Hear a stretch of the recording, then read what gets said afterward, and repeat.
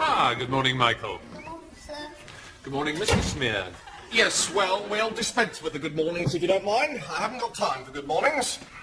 As you wish. No, you wanted to discuss something with me. I think you know why I'm here. I don't think I do. Tell him. Tell me what? Tell him what you told your mother last night. Come on. Sexual intercourse Can often bring about pregnancy in the adult female. can often bring about pregnancy in the adult female. Yes.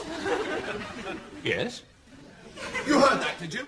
Yes? Yes, well, I'd like an explanation if it's not too much trouble. An explanation of what? An explanation of how my son came to be using language like that in front of his mother. I assume it's something that Michael's been learning in his biology classes, is it right? Yes, sir. Yes, with Mr. Hent. Glad to see some of it's sinking in. Well, this is a turn-up and no mistake. What is? I didn't imagine you'd be quite so barefaced about it. About what? I came here today to make a complaint about my son being exposed to gutter language in the playground. I am frankly staggered to find that this is something he's actually been taught in a classroom. I mean, what is going on here? Well, we're trying to teach your son. Are you indeed? Trying to teach him what? How to embarrass his parents? How to smack himself with heroin? What? Mr. Smear, I can assure you we have no... Call yourself a school? Well, I don't actually call myself a school. Are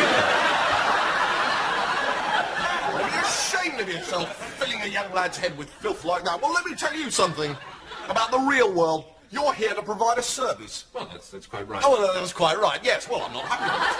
I'm not happy with the service you're providing. Would you rather that Michael didn't attend biology classes? Well, certainly I would, if those are the kind of lies I could expect to hear repeated at the dinner. They're not lies, Mr. Smear. Oh, aren't they?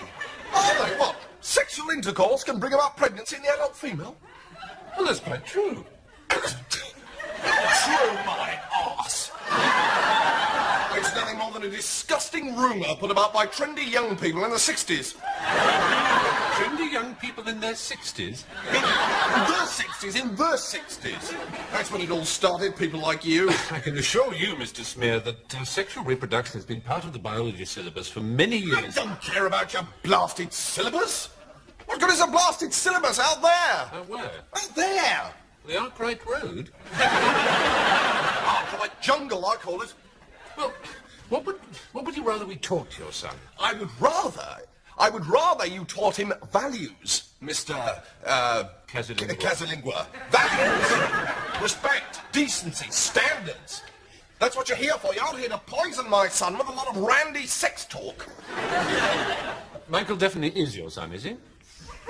Well, certainly is my son. Well, then it's safe to assume that at some stage you and Mrs. Smear must have had sexual intercourse. Right, that's it. I've had enough of this. I'm going to knock some sense into you myself. You're going to fight me now, eh? Yes, I bloody well am. I'm not going to stand for this. Well, do you mind if I do? Talking like that in front of the boy, you're a bloody disgrace. Mr. Smear, how can Michael be your son if you and Mrs. Smear have not had sexual intercourse? Michael is my son. Yes? In the normal way.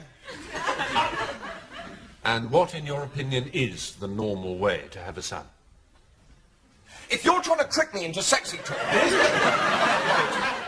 Well, the normal way to have a son is to get married, buy a house, get properly settled in, furniture and so on, and just wait for a bit. Make sure you eat properly, 3 hot meals a day. 3 hot meals? Hot meals, yes. And Michael just sort of popped up, did he? Yes, well, of course, it's a few years ago now, but I think, yes, one day he was just there. And at no stage did you or Mrs. Smear engage in any act of sexual intimacy? Yes, it's very hard for you to believe, isn't it? It's very hard for you.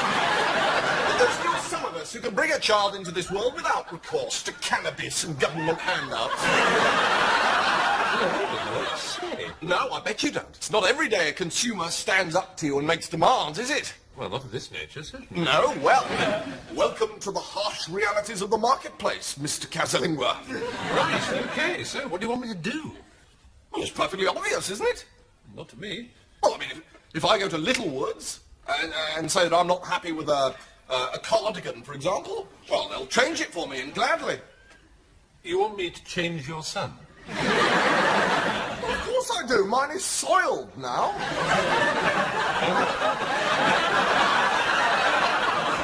I'm afraid we don't have any spare sons.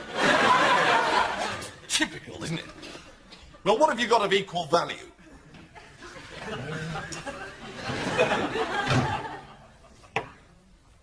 Oh, we have got some locusts in the biology lab. Locusts? Do I have your assurance that these locusts will not embarrass Mrs. Smear at table with foul language? How many of them are there? Well, there are 2 at the moment. What do you mean at the moment? They're married, you see, and they've bought their own cage. Some furniture, and settled down and are having 3 meals a day. Hot meals? Warmish. Thank you. So Mrs. Smear might one day become a grandmother. It's a distinct possibility. She'd like that.